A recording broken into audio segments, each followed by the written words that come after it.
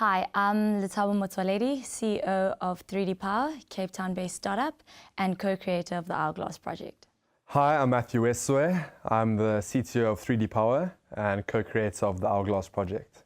So how we did this was through building a tech-enabled art piece that will sit in South African corporate foyers, and it will communicate important international and national days visually and is in essence a catalyst for change.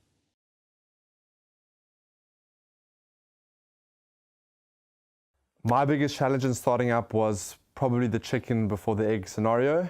Everyone only wants to back winners, and winners also need to get on the track. So you really need to fight hard to get past the starting line. So like Matt said, our biggest challenge with starting the Hourglass Project was actually just getting started. So it was our first project, and it was a very big project because it was our first entrepreneurial venture, and we went directly to dealing with corporates, which is something we weren't experienced with, so we learned on the job. And in addition to that is validating the idea. So after we got to the market, we realized that there was a lot that needed to change or pivot.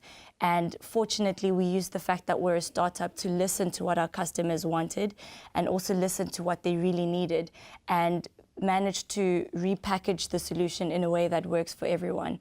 And that was our biggest learning as well.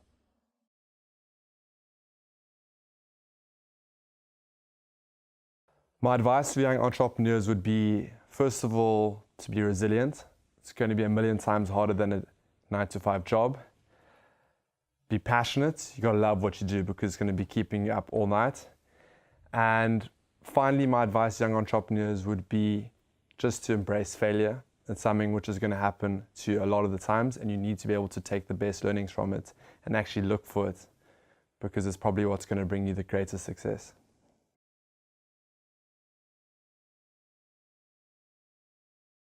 It was very important. So how I built the entrepreneurial mindset was completely organic. It wasn't taught. I just entered it head first.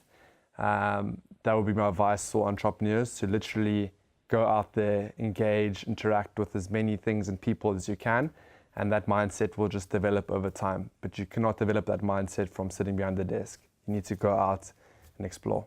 So I built my entrepreneurial mindset through actively searching for failure. And what I mean by that is every time you try something new, you're most likely to fail at it a few times until you get it right. So the entrepreneurial mindset develops through figuring out the best way to deal with failure and how to turn each failure into a success. And with that, you'll be able to endure and persevere through anything, which encourages you to try new things on a daily basis.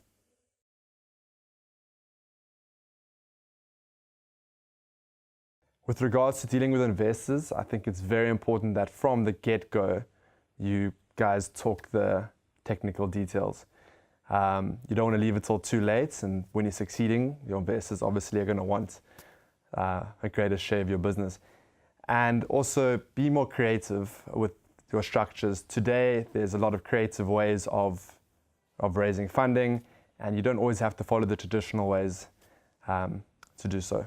My advice for dealing with investors or funders is to, one, know your worth. You know that your idea is everything, but at the same time, even more important than your idea is your ability to execute. So if you really back your ability to execute, then you really have a strong negotiating ground, and you should really stand your ground and know exactly what it is that you can bring to the table, because your funders or investors have been in the game for much longer than you. So if you don't believe in yourself, it's going to be really easy for you to get, ripped off. So I would say know your value, know your worth, and really know what the best deal is before entering into any negotiations.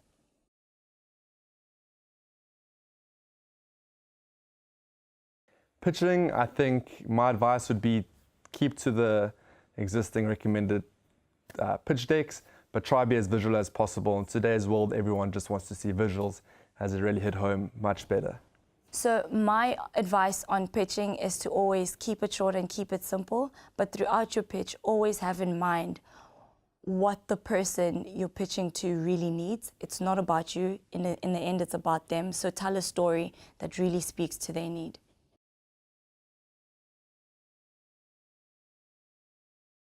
What I believe university education's important in the sense that it allows you time to explore opportunities. And I believe that it's not 100% necessary, but it gives you that time and exposure to resources which you can use to develop your ideas.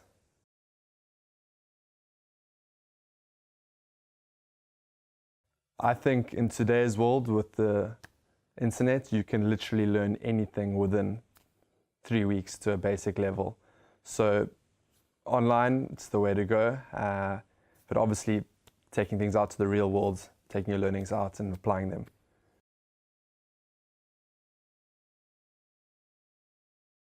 My advice to young women who want to go into entrepreneurship and engineering is just do it. We tend to overthink everything. We tend to wait until everything's perfect. And from my experience, I've learned that it never is. You're never smart enough and you're never ready. So just jump right into it and you'll learn everything on the go. And in addition to that, believe in what you have in mind and spend as much time as you can putting it into fruition, and it will happen.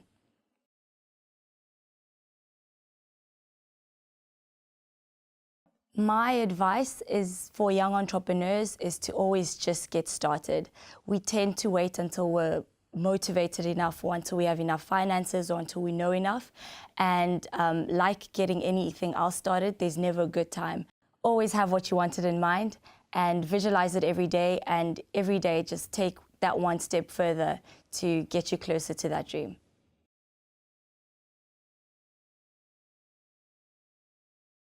So from a startup perspective, my advice to anyone working with corporates is just to back your horses. The deal with corporates is that they're big and they take a very long time to make any decisions, and that as an entrepreneur could really kill you. So what you have to do is persevere and keep contacting whoever your contact person is. Keep doing whatever it is that you need to do, because silence is not a no. But what will stop you is if you give up on persisting, and eventually you can turn silence into a yes. So my advice would be to continue to back your horse and continue to communicate with whoever you need to until you get that yes, because it will happen. My advice for startups that would like to deal with corporates is to simply go for it. It's probably going to be, in the long run, one of your easiest customers, and it will give you the greatest kickstart if you are successful. The reason I'm saying this is corporates do a hell of a lot for small businesses. They're also legislated to help small businesses. So if you know this legislation and you position yourself correctly, you could potentially be in for an amazing future and have many more ideas that you can bring to them once you get past that starting block.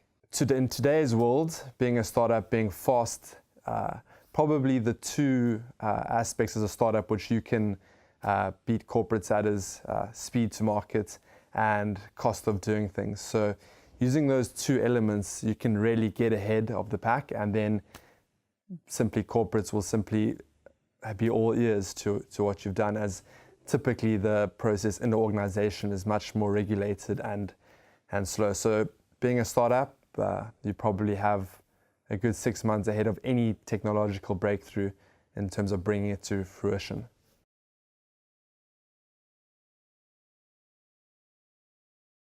I think there are quite a few reasons why South African startups fail. These range from, the economic climate to finding funders that are willing to invest in what they consider to be a risky startup. But then again, it is risky startups that will change the, economic climate of the country. But I also do believe that South African startups fail because they're looking to find funding that isn't necessarily looking for them.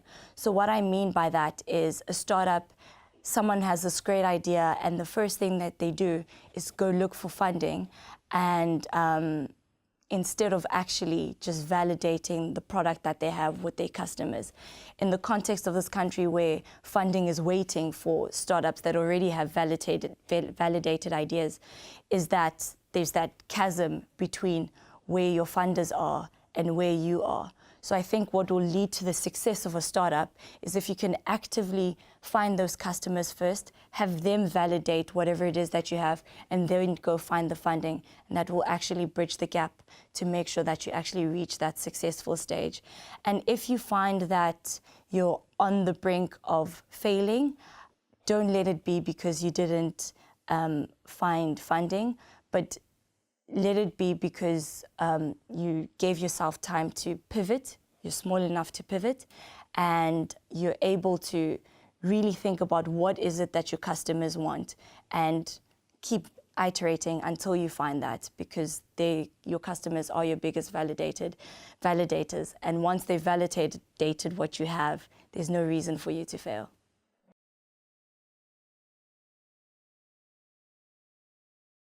I'd say it's very important in finding a good co-founder, someone that you can relate to, someone that you know that you want to kill sometimes, but you won't. But what I'd say the most important thing in finding a co-founder is someone that actually you relate to, someone you understand, and that you've got the similar or competing levels of ambition and drive, because whenever you need a co-founder that knows exactly what the vision is and can help you remember what that vision is whenever you forget, that's what a teammate is for. And I'd also say that you need to have complementary skills. So if it is that, like Matt and I were both engineers, but what really does help is that Matt's really succinct and I would say more of a visual communicator. So that's a complementary skill within the same field. And I would say whenever you're looking for a co-founder, do look for someone who shares the same vision, but actually can complement whatever skill that you add to the table. Having a good co-founder, it's of paramount importance. Some days when I want to take a rest day, fortunately Letabo won't let me have a rest day, and then when she wants to have a rest day, I'm keen to pull an all-nighter. And those are extremely important moments because you just keep going, and when I want to give up, Letabo is saying, are you crazy? And when she wants to give up, I'm saying, are you mad? So it's definitely important to have someone that's passionate and will take this journey with you.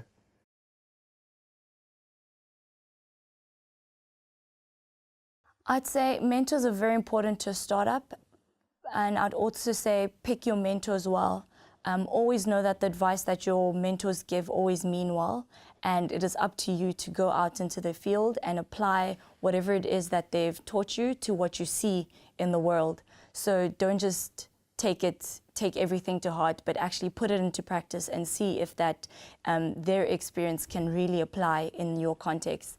And don't forget that everyone can actually be your mentor. You never have enough mentors because there's always something to learn from everyone you meet. The importance of mentorship to startups is critical, and it will become more and more paramount as you engage in more traditional scenarios where, for example, litigation.